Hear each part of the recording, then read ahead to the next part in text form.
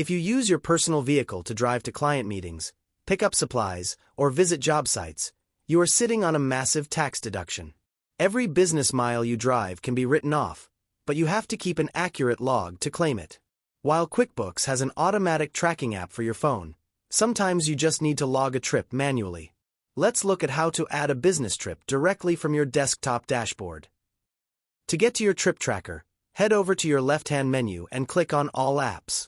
Look under the Expenses and Bills drop-down section and select Mileage. This opens up your central mileage dashboard where you can see your total business miles and your potential tax deductions for the year. To log a new trip, click the green Add Trip button.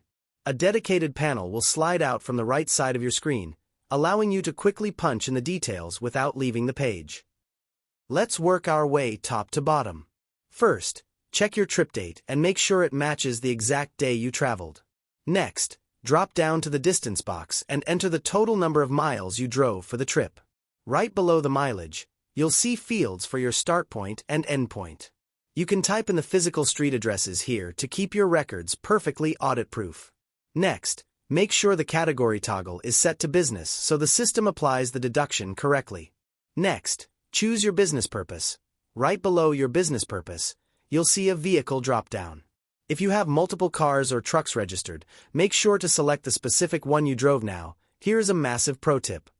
Look right under that at the round trip toggle. If you drove to a meeting and back, flip this switch on.